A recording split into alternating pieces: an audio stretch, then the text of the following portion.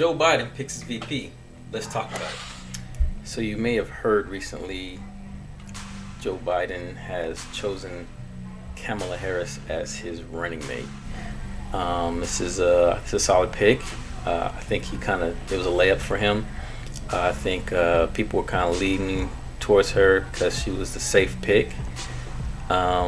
What's shocking to me is the reaction from conservative media. He basically narrowed it down to 3 women, 3 plans of attack, and I think they, for the most part, conservative media geared up for Susan Rice. They were raring to go for Susan Rice. They figured she would be the pick, even attempting to influence his decision, like, we're not scared.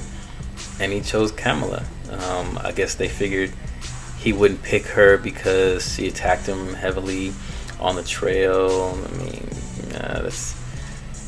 that's politics. If anybody, Donald Trump should know, people who are attacking today will be your best friends tomorrow. It's surprising when I listen to conservative media and their approach towards this candidate. A lot of conflicting accounts of who she is. Some people would say they call her radical, say she's so far liberal. Let's say she was tough on crime and she locked up all these black men, and some would say she was a total powder puff when it came to crime and didn't put anybody behind jail. It is as if conservative media was not prepared for this pick. It doesn't seem like they knew how they wanted to attack her at all. So the only consensus attack I've been hearing lately is the return of birtherism, if you can believe that. Kamala was born in Oakland, California, is being attacked for not being an American at all. Not being an American disqualifies you to become president, so being vice president she'd be ineligible. The attack is led by a gentleman by the name of, I believe, John Eastman, who ran against Kamala. He ran against her back in the day for AG. As a matter of fact, with AG, and he lost. And if anybody knows that she's an American citizen, it'd be him. He had to vet her to attack her for the position that he ultimately lost in. It sounds like some bitter shit. Like, he lost, he took the L, and he's trying to get back at her. And the surprising thing is, Newsweek published his op-ed. They published it. Recently, Donald Trump even cited his op-ed in a recent press conference. So it was kind of it's amazing that it traveled so fast. So the reaction from liberal media was surprising to me also. There's always the argument of somebody not being black enough. It hurts my feelings when I hear that. Like, you know what I'm saying? I myself have lived in all the spectrums. I know the difference between ghetto and hood. I know the difference between, being a poor person in a good area and being, median income in a poor area. I mean, black is not, it's not how much you make or how you subscribe to the country, what music you listen to. Black, it is what it is. It means you have a grandparent, have certain interactions with somebody from this culture that was developed here in this country. You don't. I'm gonna say you don't even have to be black to have a black experience here in America. If you're a hood white dude who hangs around enough black people, you've seen it. You may not have experienced it yourself or to the extent, but you've seen it. I'm plenty of black friends who might get away with even saying that word that we don't like white people to say. I don't know if it's a California thing, but at the end of the day, it's like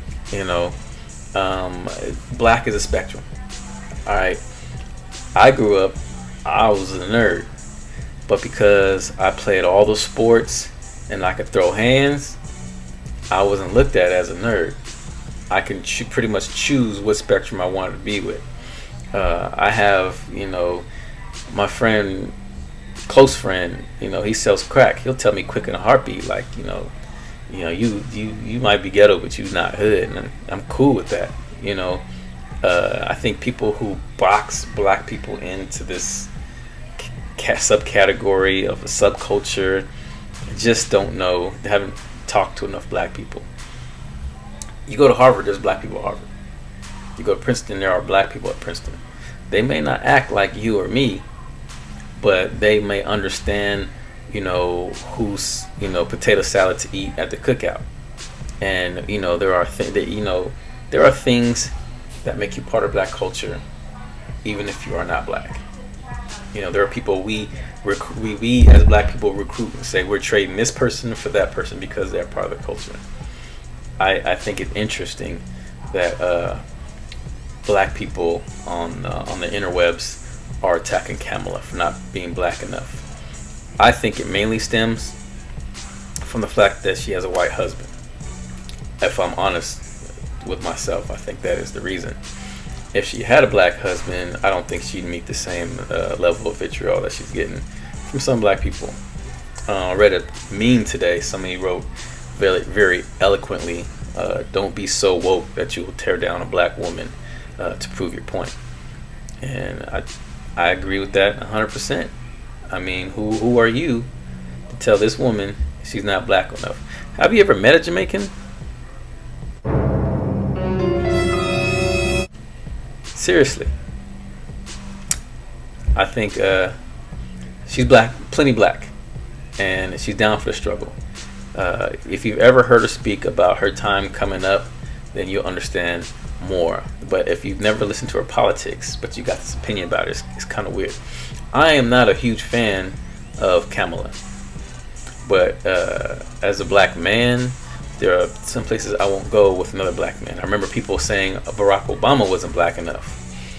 And I mean, like, have you ever heard a speech? It's like being in church on Sunday. He was very inspirational, very religious. And I don't understand how people took that position on him, because he was considered elite. And only in politics is being elite at something a negative.